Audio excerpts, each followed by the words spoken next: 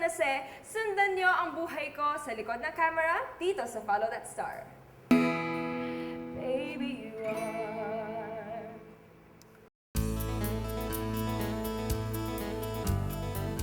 Chikahan with the press.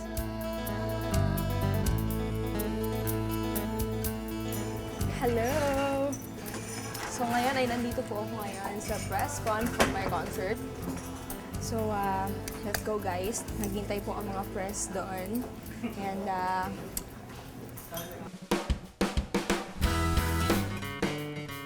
Opo? Opo nga po eh. Okay. So siguro maya-maya mag-start na yung press con. Talaga po. Hindi ba naman po? Nag-heels naman po ako palagi. Ano ka ba? Nag-heels naman po ako palagi. Mas mataas pa dyan. May nakita ko kahapon. Nag-heels naman ako. Of course, maraming naitutulong ang isang press con. Especially sa mga artista. Kasi publicity din kasi yun eh. Kung ano yung mga nababalitaan ng mga tao sa'yo, parang that's because of the press and dun sa event na yun. Sino crush mo? Crush ko ever si Kuya Dennis eh. Trilio. Dennis talaga. Ikaw ba yung the normal na okay, papayagan ka ng boyfriend kasi hindi ka na boyfriend? Hindi ka pwede? Ako, although parang, di ba parang po sabi po nila kapag parang 18 ka na, pwede ka ng ganito, ganyan. Pero, ano eh, nasa sa'yo pa rin naman po yun eh, kung kailan mo gusto talaga. Pero ako wala pa naman po kasi, so, ngayon, parang kasi, work kasi, parang ang daya-daya dumadating, di ba? So, parang walang time and ano, di ba? I handle the questions na binibigay ko kung ano yung mga nararapat na sagot and kung ano yung mga hindi. Kumbaga, parang may limit pa din kailangan when you answer those questions. May gusto mo rin gumaling na actress? Okay lang din po. Kasi before kasi nung bata pa po ako, parang nag-try ako mag-acting din.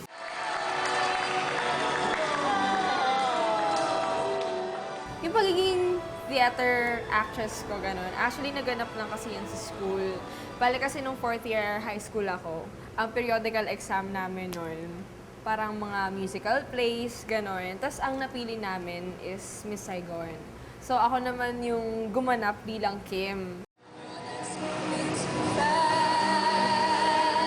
Ang natutunan ko nung high school ako, nung parang sumabak ako sa musical theater, gano'n.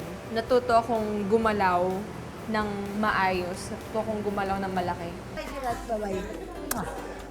Okay, guys, tapos na po ang press con. So, magre-rehearsal na po ulit ako for the concert.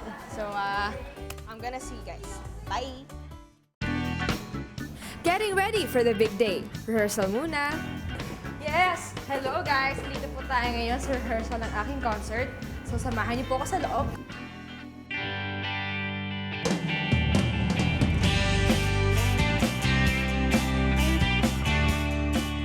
Nung rehearsal po for my concert, nakaramdam po ako ng nervousness, as in intense siya. Kasi first major ko po ito eh. So parang, parang palapit na siya ng palapit, tapos marami po pong mangyayari. Kumbaga parang ang daya-daya mong iniisip ganun. So kinakabahan po. And at the same time, excited din po ako. Ang nakakuha na average na 97%, I see Julian San Jose! Congratulations, you are this week's Pop Circuit Challenger!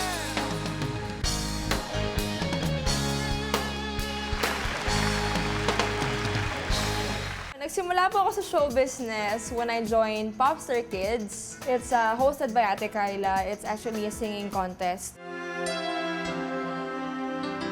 Siguro nahilig ako sa musika nung tinuruan ako ni Papa mag-piano and guitar kasi it was introduced to me when I was 7 or 8. Piano yung pinaka gusto kong musical instrument kasi parang yun yung nafe-feel ko na parang yun yung pinaka-forte ko. Yun yung talagang, as in, nakahasa talaga ako ng husto.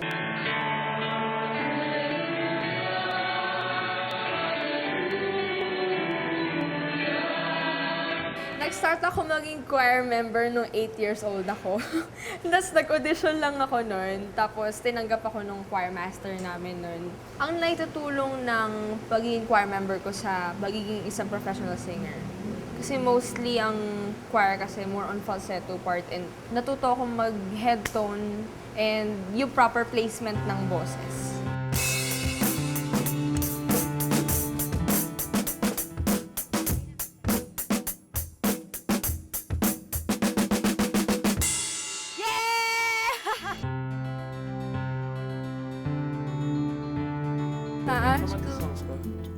Ano bang songs mo? I wasn't really expecting Elmo at the rehearsal eh. Kasi syempre surprise guest ko nga siya, di ba? Tapos parang hindi ko naman naakala na pupunta pala siya.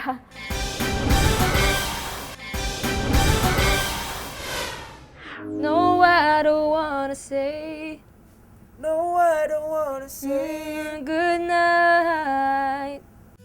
He's really comfortable and nice to work with. Elmo's really a good friend of mine.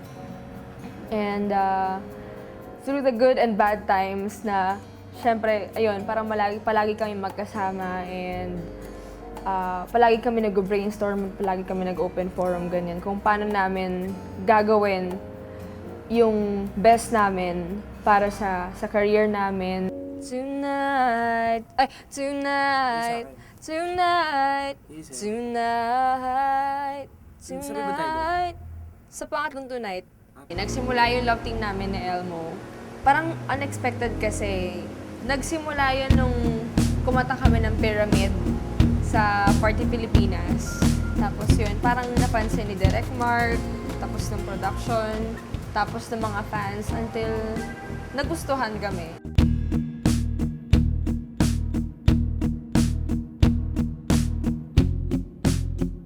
Ang pinakagusto ko sa mukha ni Julie, yung pag nakikita ko yung mukha niya, siyempre yung lagi ko tinitingnan, yung eyes niya. Kasi, wala, it's maganda. Maganda yung eyes niya. Ano nga palang number mo?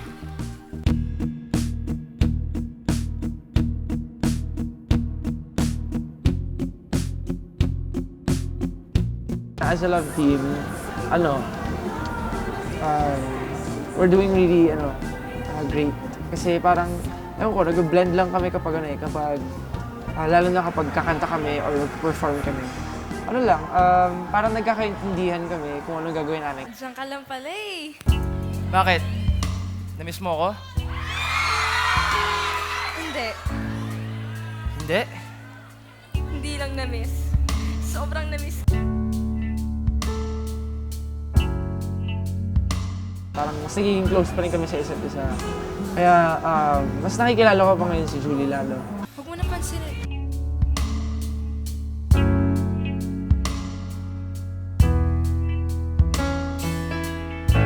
Sana, pwede na lang tayong lumayo.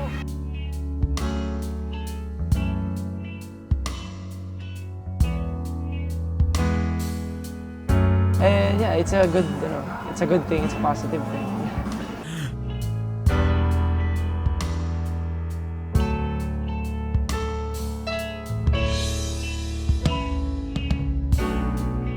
He's special because, parehas kami ng mga field of interest. Pareho kami nagbe-benefit sa isa't isa. Natuturuan niya ako mag-rap. Marami akong mga tips na nakukuha din sa kanya. Tapos ako naman, kinu-coach ko siyang kung paano kumanta. Ha? Hindi na ako sa super bass. Ilang beses na ako sa super bass eh. Halos isang taon na ako nasa super bass. Kasi April yun eh. April ako nag-Ustream yun eh. Nag-start ako ng Ustream, I think, last year. Nag-start ako nun, kinanta ko yung price tag. Basta marami ako kinanta nun eh. May iba-ibang songs. Okay, okay, namusta po ako sa rehearsal? Pauwi na po ako, guys. So, kita-kits po ulit tayo. And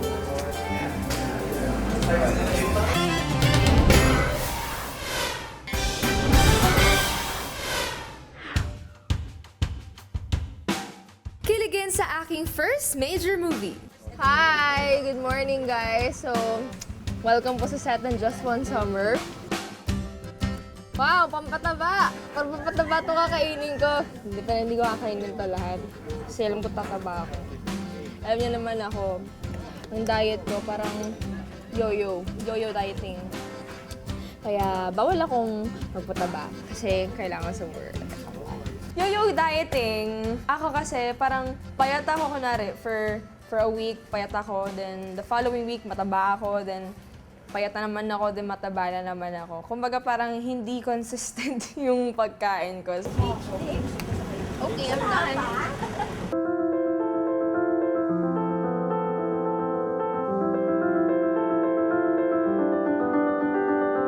Yung Just One Summer po ay tungkol sa isang probinsyana at sa isang mayaman lalaki na nag-meet. Yung babae po, parang mahirap lang sila, tapos sobrang honest niyang tao sa feelings niya, sa tatay niya, sa family niya.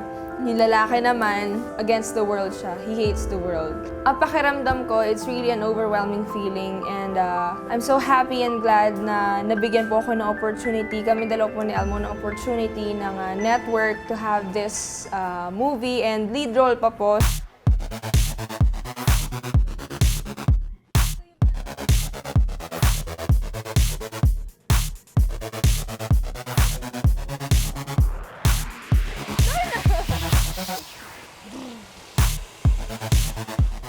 Ayan, so kanina wala akong makeup. Pero ngayon, meron na akong kulay. Purple. Chos! Siyempre, importante sa isang artista na kailangan maging maayos ka palagi. Kasi kailangan mong ihirap kunwari yung sarili mo sa public. Kunwari pag nakita ka nila ng mga tao, kailangan palagi ka maayos and presentable. Hindi na Sir Boboy! Tatay ko.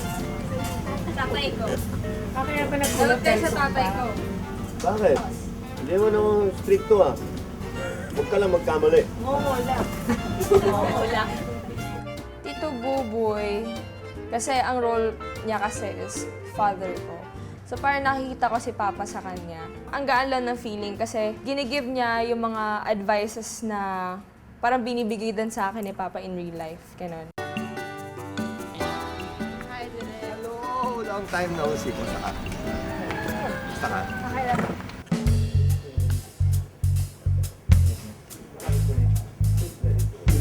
Ron.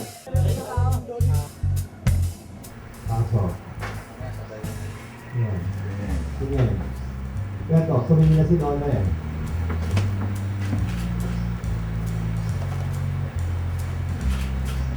Day! Sabi ako na po talaga sa susunod sa kanya.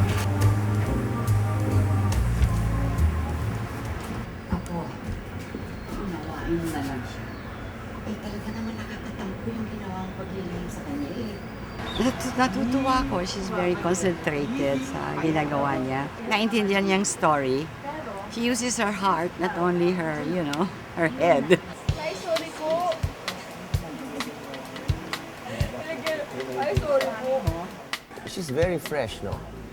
Pati yung style niya, wala pa siya masyadong style sa kung tatawagin mo sa mga acting.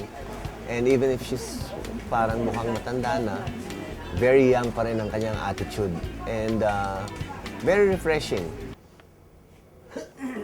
103, 1, take 1.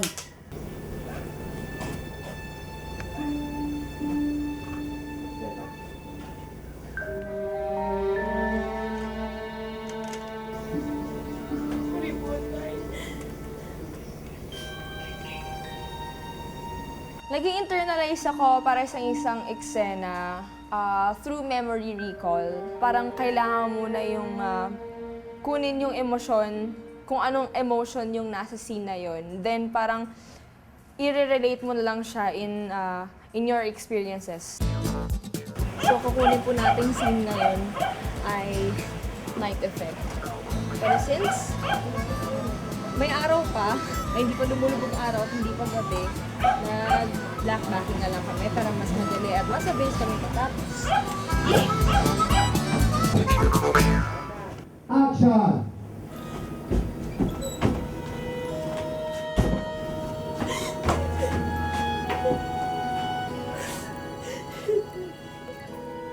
Bigay mo, Beto. Yan. Pasok.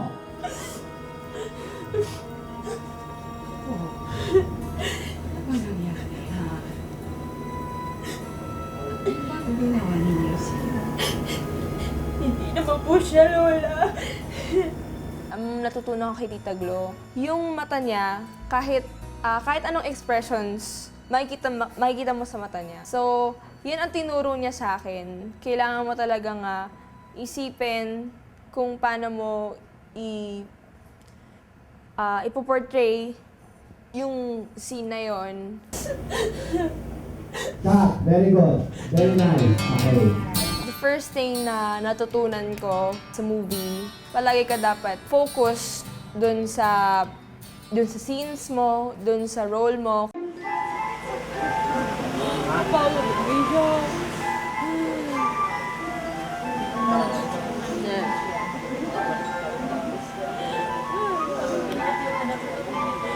Bukto na ang aking mga mata at ako'y sinisipon pa.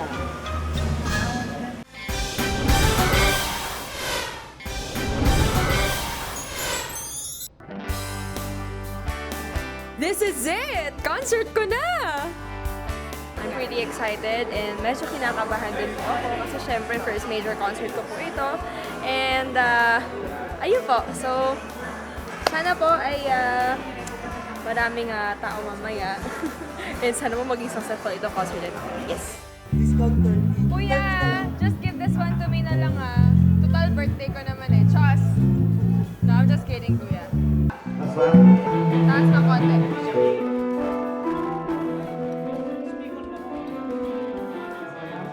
Okay. Concert ko po, yung birthday concert ko, it's actually a Thanksgiving concert for the fans. Dahil gusto ko po pasalamatan sila. Gusto ko lang ibalik sa kanila ulit yon.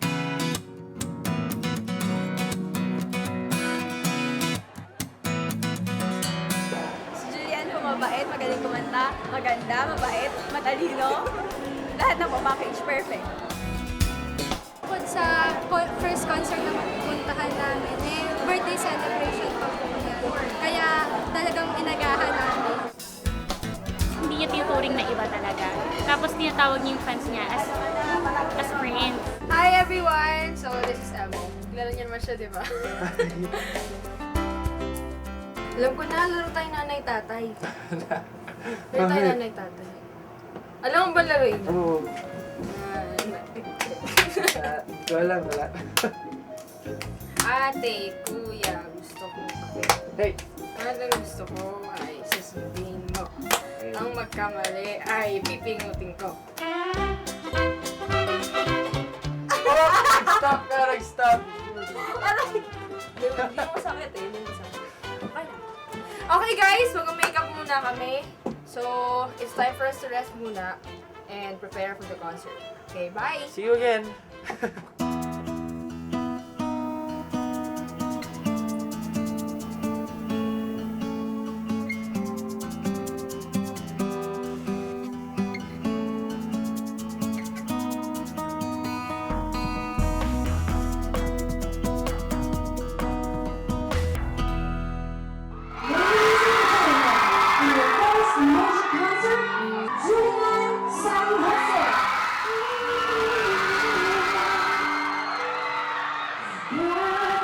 Nararamdaman ko po, bago pa lang ako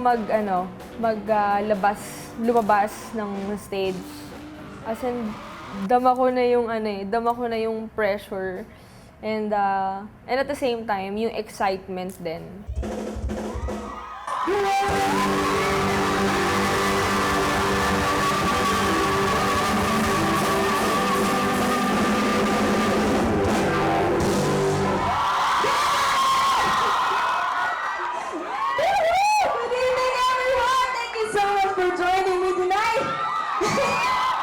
Wala na pong mahihiling isang singer talaga na katulad ko. And lalong-lalo na when I get the chance to sing with the king of R&B, please welcome, J.R.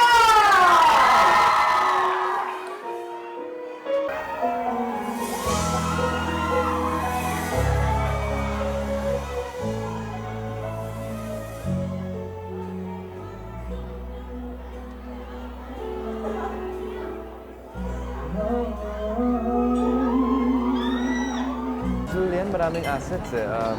First of all, very angelic ang boses niya. And not even to mention all the instruments na tinutugtog niya, yung gitara, piano, kahit drums, kaya niya yan eh. So, galing.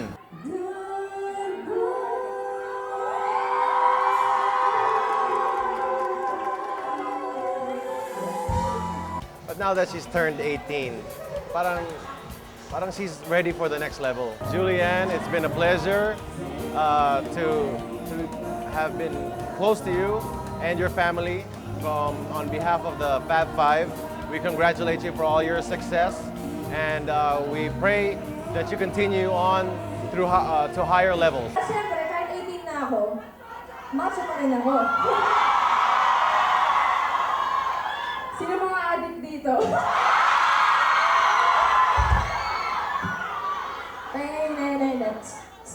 Stay, just stay.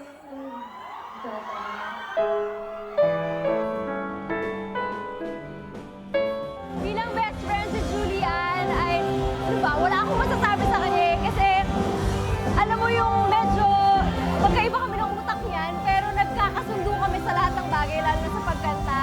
Wala po akong inspiration dun eh, sa Baby You Are. Kinompose ko lang po siya. Parang, siguro, noong time kasi na yon, wala talaga akong magawa. So, naisip ko na mag-compose na lang ako.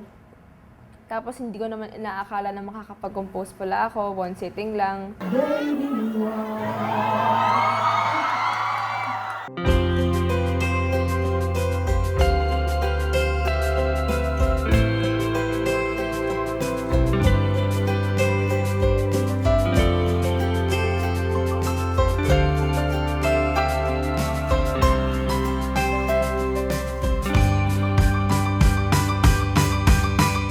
Sobrang daming nagtilian at nagsigawan nung concert ko, nung lumabas si Elmo. Kasi hindi talaga nila ina-expect na si Elmo pala yung surprise guest. Ano ang pinatawag mo ka? Oo, kasi... Nagkalimutan ko ang kumakanta eh. Doon ako sa labas kanina. Nagkalimutan ko ang kumakanta. Sabi ko, parang si Julia ka na ako. Tapos yung kumakanta niya, Baby You Are. So parang may nagpapahatak sa akin kung dito. He's special in a way na he's different from the other guys I know. Not actually only as a partner, but also as a friend.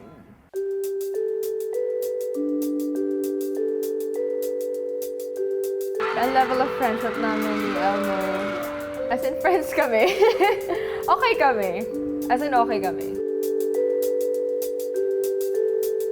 I feel so glad na napasaya ko and napakilig namin yung mga tao because of of having Elmo dun sa concert ko nga.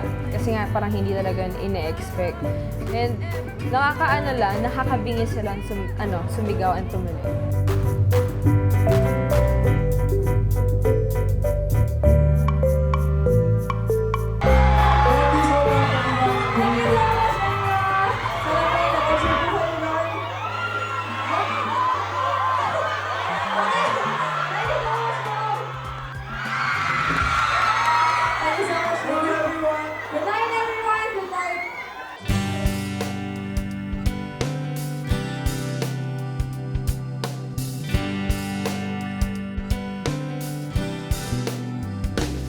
Just be yourself.